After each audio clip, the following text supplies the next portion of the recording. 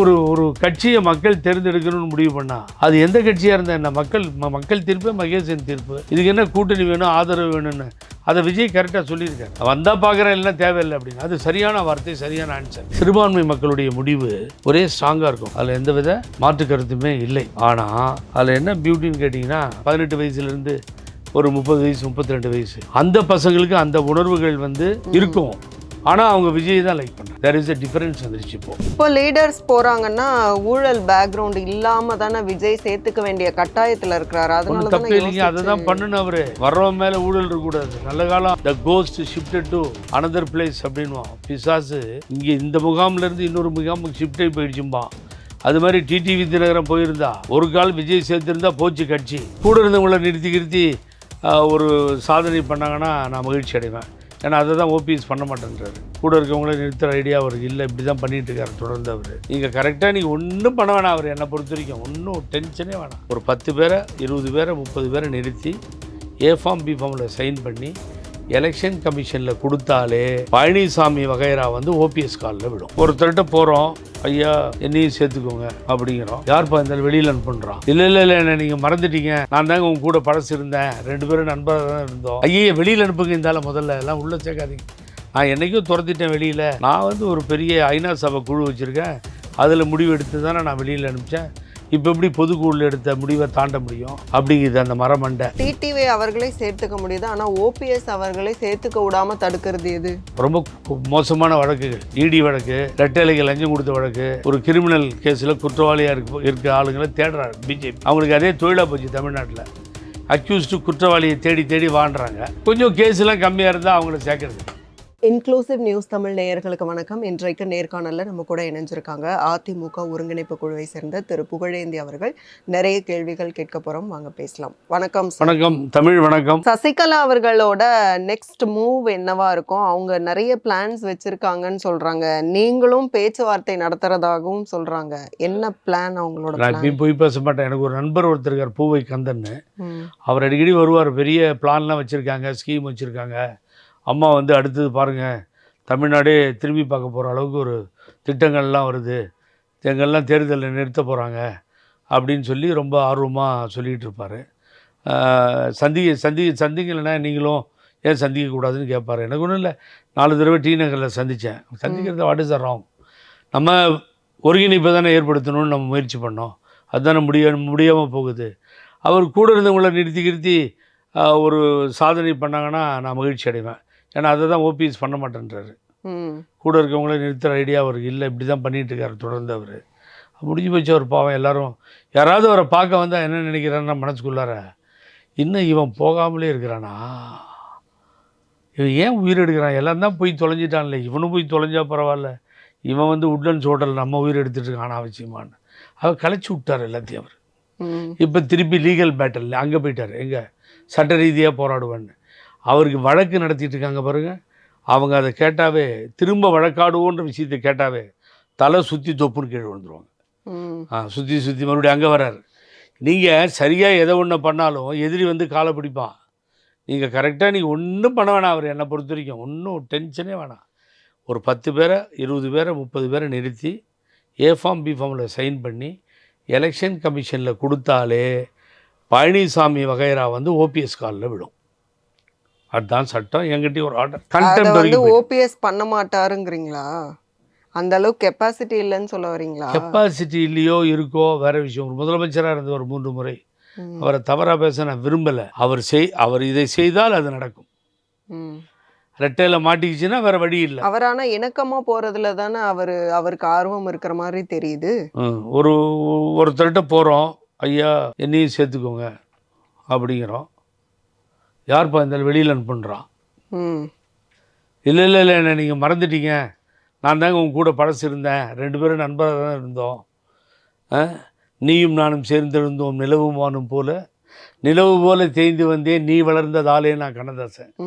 அப்படிலாம் இருந்தமே மறந்துட்டீங்களா ஐயா என்ன அப்படின்னா, ஐயா வெளியில் அனுப்புங்க, இருந்தாலும் முதல்ல எல்லாம் உள்ளே சேர்க்காதீங்க. நான் என்றைக்கும் துரத்திட்டேன் வெளியில். நான் ஒரு பெரிய ஐநா சபை குழு வச்சுருக்கேன், அதில் முடிவு எடுத்து தானே நான் வெளியில் அனுப்பிச்சேன். இப்போ எப்படி பொதுக்குழுவில் எடுத்த முடிவை தாண்ட முடியும் அப்படிங்கிறது அந்த மரமண்டை. அப்போ எப்படி நீ வந்து கட்சியில் ஓபிஎஸ்ஸை வெளியில் போய் தர்ம யுத்தம் நடத்திட்டு டிடிவி இல்ல, அவர்களை வரேன். சேர்த்துக்க உங்களுக்கு முடியுது. உங்களுக்கு ஒரு விஷயம் வரேன் சொல்கிறேன் பாருங்க. ம். இப்போ பொதுக்குழுவான். அப்போ அன்னைக்கு 11 எம்எல்ஏ ஓபிஎஸ் வந்து கையில் வச்சுருந்தப்போ கூட்டணி சேர்த்தியே எந்த பொதுக்குழு முடிவெடுத்துச்சு? அப்போ 5 வருஷம் வரைக்கும் போஸ்டிங் கொடுக்கக்கூடாதுன்னு சட்டத்தில் இடம் இருந்ததில்ல, அதை மீறி தானே கொடுத்த ஒருங்கிணைப்பாளர். அதை எப்படி செஞ்சீங்க நீங்கள்? உங்களுக்கு ஏதாவது ஆட்சி மன்ற குழுன்னு இருக்கா? அறிவு தான் கிடையாது, ஆட்சி மன்ற குழுவும் கிடையாது, பொது அறிவும் கிடையாது, பொதுக்குழு எல்லாம் ஜால்ராங்களை வச்சுட்டு ஒரு குழு நடக்குது. ஆகவே அது உருப்படாத கேஸுங்க. அதாவது வந்து இவர் எதிர்த்து சரியாக நின்னார்னா அவங்க வந்து காலில் விழுவாங்க. ஆனால் எதிர்த்து இவர் சரியாக நிற்கிறதுக்கு தயாராக இல்லைன்னா எப்படி வருவார் அவர்? டிடிவி அவர்களை சேர்த்துக்க முடியுது, ஆனா ஓபிஎஸ் அவர்களை சேர்த்துக்க விடாம தடுக்கிறது எது? ரொம்ப மோசமான வழக்குகள், இடி வழக்கு, ரெட்டலைக்கு லஞ்சம் கொடுத்த வழக்கு, ஒரு கிரிமினல் கேஸில் குற்றவாளியாக இருக்க ஆளுங்களை தேடுறாரு பிஜேபி. அவங்களுக்கு அதே தொழிலாக போச்சு தமிழ்நாட்டில். அக்யூஸ்டு குற்றவாளியை தேடி தேடி வாழ்கிறாங்க. கொஞ்சம் கேஸெலாம் கம்மியாக இருந்தால் அவங்கள சேர்க்கறதில்ல. ஸோ இவரும் அது மாதிரி ஏதாவது ஒரு கொலை கேஸு, கொள்ளை கேஸு, டக்காயிட்டி கேஸு அதெல்லாம் ஓபிஎஸ் மேலே இருந்தால் எல்லாம் அமித்ஷா பாரதிய ஜனதா வாங்க வாங்க வாங்க, உங்கள் மேலே இடி கேஸ் இருக்கா, ஃபெரா இருக்கா, உங்கள் மேலே வந்து லஞ்சம் கொடுத்துருக்கீங்களா, இது மாதிரி இருந்தால் சேர்த்துக்குவாங்க போட்டுருக்கு. பாருங்கள் அண்ணாமலைக்கு எது பார்த்தீங்களா, ஒரு நல்ல தலைவராக மேலே வந்தார். ஐபிஎஸ் படித்த ஒரு நாள் ஒரு இது பார்த்து ஒரு அம்மா அழுதுட்டு சொல்லிகிட்டு இருக்கு, ஐபிஎஸ் படிச்சுட்டு வந்து இந்த அலைஞ்சி கடைசியில் இப்படி போச்சு கேதி அப்படின்னு சொல்லி. அவர் அப்படியே ஓரம் கட்டாம பாருங்க. பிஜேபி வளர்றாருன்னு தெரிஞ்ச உடனே கட் பண்ணுறான். That is a problem. ஏன்னா அங்கே அவங்களுக்கு மேலே வேறு லீடர்ஸ் வந்துடக்கூடாது. ஆகவே இங்கே விசில் களத்தில் இருக்குங்க, யாரும் ஒன்றும் பண்ண முடியாது. அதான் சொல்கிறேனே, விசில் ஒரு அருமையான சின்னம் கிடச்சிச்சு கையில். அதுதான் மார்டின்னு சொல்லி தான் இப்போது திமுகவுக்கு அந்த ஃபைட்டிங் தான் போயிட்டுருக்கு. ஒரு strong alliance, DMK alliance. I am not criticising.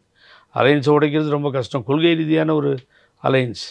ஆகவே காங்கிரஸ் இருக்குது, செல்வ பெருந்தகை தலைவராக இருக்கார், வைகோ அண்ணன் இருக்கார், மறுமலர்ச்சி திராவிட முன்னேற்ற கழகம் இருக்குது, கொள்கை பிடிப்புள்ள ஒரு மாபெரும் தலைவர், டால் லீடர். காங்கிரஸ் என்ன வருவாங்களா வரமாட்டாங்களா டிவிக்கோட? அதெல்லாம் வரமாட்டாங்க. ஏன் காங்கிரஸ் வந்து ஏதோ ஒரு ஸ்டேட், சின்ன ஸ்டேட்டாக பார்ப்போம் ஆல் இண்டியா லெவலில். இது வந்து இந்தியா கூட்டணிக்கு பெரிய இழுக்கு இல்லையா? 40 சீட்டு யார் ஜெயிச்சு கொடுத்தா? முழு வெற்றி 100% வெற்றி எங்கே? கேரளாவிலேயும் ஒரு சீட் போயிடுச்சு. தமிழ்நாடு தாங்க பிஜேபிக்கு எதிர்ப்பாக 40 சீட்டு ஜெயிச்சது. அது ஸ்டாலின் தலைமையில் நடந்தது இல்லை, நம்ம சும்மா சொல்லக்கூடாதுல்ல. அதில் ஜெயிச்சாச்சு இல்லை, கொஞ்சம் கொஞ்சம் ஓட்டில் வந்து போயிடுச்சு. விஜய் பிரபாகரன், திருமதி சோமியா ராமதாஸ், சோமியா அன்புமணி ராமதாஸ், அப்புறம் 1, 2, 3வது வந்து ரொம்ப கிட்ட போய் தோற்றுது அண்ணாமலை, ஏகப்பட்ட ஓட்டு வாங்கினார். ஓபிஎஸும் எதிர்த்து டெபாசிட் போயிடுச்சு ஏடிஎம்கேவுக்கு. இப்போ அதை ஒன்றை வச்சு புரிஞ்சிக்காத, அதாவது திருந்தாத ஜென்மங்கள் இருந்தன லாபம், வருந்தாத உள்ளங்கள் பிறந்தன லாபம்னார் தலைவர். அது மாதிரி உங்களுக்கு வந்துங்க ஒரு இடத்துல போய் ராமநாதபுரத்தில் நிற்கிறார், அவரோட வாக்குகளை வாங்குறாரு. அப்போ வாக்குகள் இருக்குல்ல ஓபிஎஸ்க்கு இருக்குது. அதை ஏன் இது புரிஞ்சிக்க மாட்டேன்றார் இருந்தாலும்னா என்னங்க அர்த்தம்? இது என்ன தெரியாதா பிஜேபிக்கு? பிஜேபி ஒரு இண்டிபெண்ட்டாக ஒரு சீட்டை விட்டு கொடுத்துச்சுன்னு இவர் பெருமையாக பேசிட்டு பிஜேபி டோரை மூடிட்டு இவர் உள்ளேயே சேர்க்க மாட்டேன்றாங்க. ஆனால் இவர் அடம் பிடிச்சிட்டு அங்கேயே நிற்கிறார். என்னன்னு தெரியல. ஒரு குழந்தைய தூரம் இப்படி துரத்துது தாய் அப்படின்னா அந்த குழந்தை கதறி கதறி அழுதும், அம்மா அம்மா அம்மான்னு அப்படி அழுகுறாரு பாவம். ஆனால் அந்த தாய் எட்டி உதைக்குது அந்த குழந்தைய, வராத கிட்டன்னு சொல்லி. இதுதான் வித்தியாசம். அந்த குழந்தை தான் புரிஞ்சிக்கணும், இனிமேல் இந்த தாயை பேயை நம்பி பிரயோஜனம் இல்லை, நம்ம எங்கேயாவது போய் பொழைச்சிக்க வேண்டியதுதான் அப்படின்னு. நீங்களே சொல்கிறீங்க திமுகவை விட்டு காங்கிரஸ் வந்து வேற கூட்டணிக்கு போக வாய்ப்பு இல்லைன்னு சொல்கிறீங்க. அப்போ தாவேக்காவோட போகிறதுக்கு அஃப்கோர்ஸ் வாய்ப்பு இல்லை. அதாவது அப்போது இது வந்து விஜய்க்கு வந்து அப்போது பலவீனம் தானே அது? 2026 தேர்தல் நான் மறுபடியும் இங்கே வந்துட்டேன். தலைவரை கம்பேர் பண்ண மாதிரி அம்மாவோட யாரையும் கம்பேர் பண்ணல. அவங்க என்ன கூட்டணி? இந்தியா கூட்டணி, மக்கள் நல கூட்டணி. இந்தியா கூட்டணின்னா மக்கள் நல கூட்டணி. மக்கள் நல கூட்டணின்னு ஆரம்பித்து இது நடந்தது இல்லையா? அந்த மக்கள் நல கூட்டணி நடந்து அவ்வளோ பெரிய விஷயம் நடக்கிறப்போ அம்மா பார்த்தாங்க. ஒரு பக்கம் அவர் யார், இந்த டயர் நக்கின்னு எடப்பாடி பழனிசாமியை கவுன்சிலர் கூட லாக் இல்லாத பையன் டயர் நக்கி, இவெல்லாம் வந்து தமிழ்நாட்டை ஆண்டு ஐயோ அப்படின்னு தலையில் அடிச்சிட்டார் அன்புமணி ராமதாஸ். அந்த பழனிசாமி அப்போ அம்மா இருந்த நேரம் அந்த பழனிசாமி திட்டின அந்த அன்புமணி ராமதாஸ் ஆகிய நான் ஒரே கைத்தட்டல். முதலமைச்சராக அப்படின்னு அவர் முதலமைச்சர் ஸ்டார்ட் பண்ணார். இந்த பக்கம் மாற்றம் முன்னேற்றம் அது ஏமாற்றமாக போய் முடிஞ்சிருச்சு. அதுக்கு பின்னாடி இந்த பக்கம் பார்த்திங்கன்னா நம்ம இந்த கூட்டணி மக்கள் நல கூட்டணியில் கேப்டனை முன்னிறுத்துனாங்க. எதுவுமே எடுபடாமல் போயிடுச்சு. அம்மா முன்னாடி கம்ப்ளீட்டாக வாஷ்ட் அவுட் ஆகிடுச்சு இல்லை. அப்போ என்ன பண்ணாங்க, அம்மா கூட்டணி வேணும். கொங்குவா அங்கே பெல்ட்டு வேறு, தனியரசை கூப்பிடு, குடியரசு கட்சி சேகு தமிழரசனை கூப்பிடு, தமிமுன் அன்சாரியை கூப்பிடு, சரத்தை கூப்பிடு, சரத்குமாரன் இவங்களையெல்லாம் வச்சு ஒரு கருணாஸ் கூப்பிடுன்னு ஒரு ஃபார்ம் பண்ணி ரெட்டையிலே எல்லாரையும் நிற்க வச்சு 2வது தடவை தொடர்ந்து வெற்றி பெற்றமா இல்லையா 16-21. அதனால் ஒரு கட்சியை மக்கள் தேர்ந்தெடுக்கணும்னு முடிவு பண்ணா அது எந்த கட்சியாக இருந்தால் என்ன, மக்கள் தீர்ப்பு மகேசன் தீர்ப்பு. இதுக்கு என்ன கூட்டணி வேணும் ஆதரவு வேணும்னு அதை விஜய் கரெக்டாக சொல்லியிருக்காரு. வந்தால் பார்க்குறேன் எல்லாம் தேவையில்லை அப்படின்னு. அது சரியான வார்த்தை, சரியான ஆன்சர். சிறுபான்மை சமூகத்தினருடைய வாக்கு வங்கிங்கிறது காங்கிரஸ்க்கு தான் எப்பயுமே ஃபேவரா இருக்கும். ஒன்றும் சந்தேகம். மதசார்பின்மை அப்படிங்கிற அந்த முத்திரையே வந்து காங்கிரஸ் மூலமா தான் திமுகவுக்கே குத்தப்படுதுன்னெலாம் கார்த்தி சிதம்பரம் பேசுறாரு. அப்போ சிறுபான்மையினருடைய வாக்குகள் வந்து எங்க போகும்? திமுக பக்கம் தானே போகும். காங்கிரஸ் அவங்களோட கூட்டணி ஏதாங்க இருக்கு. ஏன் நீங்க டிஃப்ரெண்டா பிரிக்கிறீங்க? பிரிச்சு கார்த்திக் சிதம்பரம் பிரிக்கிறாருன்னா அது தப்பு. அது மாதிரி பேசுகிறது தவறான புரிதல். ஏன்னா 2 பேரும் ஒன்றா தான் இருக்காங்க. 2 பேருக்கு ஒரே பாலிசி தான். இஸ்லாமிய சகோதரர்கள் தலைவர் இருந்த வரைக்கும் ஓட்டு போட்டாங்க, அம்மா இருந்த வரைக்கும் ஓட்டு போட மாட்டாங்க. ஏன்னா நீங்கள் எஸ்டிபி மாநாட்டில் ஏறி நின்றுட்டு இனி பிஜேபியோட கூட்டணி இல்லைன்னு டிக்ளேர் பண்ணது யார்? பழனிசாமி தானே. அதனால் ஒரு கூட்டணியில் இருக்க திமுகவும் காங்கிரஸும் ஒரே கொள்கை நிலைப்பாட்டோடு இருக்குல்ல. காங்கிரஸ் வந்து இருந்தாதான் திமுகவுக்கு மத சார்பின்மைங்கிற அடையாளமே இருக்கு. அப்போ வந்து சிறுபான்மையினருடைய வாக்குகள் வந்து அப்போ காங்கிரஸ் சைடு தானே இருக்குன்னு அர்த்தம். அப்போ காங்கிரஸ் வந்து திமுகவோட கூட்டணியில் இருந்தாங்கன்னா அவங்களோட வாக்குகள் திமுக கூட்டணிக்கு தானே போகும். எப்படி விஜய்க்கு வரும்? I don't accept. பல ஸ்டேட் மகாராஷ்டிரா உள்பட ஹெவி முஸ்லீம்ஸ் இருக்காங்க. எனக்கு இன்னும் அதோடைய ஆன்சர் கிடைக்கவே இல்லை. தமிழ் அங்கே போய் பிஜேபி ஜெயிக்கு சம்மந்தமே இல்லாமல் பல ஸ்டேட்டில் பார்த்தீங்கன்னா ஊபியில், ஆனால் ஊபி நல்ல ரிசல்ட் வந்தது லாஸ்ட் எலெக்ஷனில். பார்த்தீங்கன்னா அங்கே போய் சில இடங்கள்லாம் முஸ்லீம் கிறிஸ்டியன் ரெண்டையும் நீங்கள் சிறுபான்மை மக்களாக எடுத்துகிட்டு கண்களாக எடுத்துகிட்டு அவங்கள கால்குலேட் பண்ணும்பொழுது பிஜேபி வரவே கூடாது. அப்போ எங்கே எப்படி வருதுங்கிற ஆராய்ச்சியே இன்னும் பதில் கிடைக்கல நமக்கு. அப்படி விஜயும் வந்துடுவாருங்கிறீங்களா? அது மாதிரி உங்களுக்கு அதை வச்சு கணக்கு போட முடியாது. ஆனால் இங்கே ஒரு பெரிய மாற்றம் இருக்குது. என்னென்னு கேட்டிங்கன்னா அந்த சிறுபான்மை மக்களுடைய முடிவு ஒரே ஸ்ட்ராங்காக இருக்கும். You are 100% correct. அதில் எந்தவித மாற்று கருத்துமே இல்லை. ஆனால் அதில் என்ன பியூட்டின்னு கேட்டிங்கன்னா அந்த வயசு இருக்குது பாருங்கள், 18 வயசுலேருந்து ஒரு 30 வயசு 32 வயசு, அந்த பசங்களுக்கு அந்த உணர்வுகள் வந்து இருக்கும். ஆனால் அவங்க விஜய் தான் லைக் பண்ணுறாங்க. தேர் இஸ் எ டிஃப்ரென்ஸ் வந்துருச்சு இப்போது.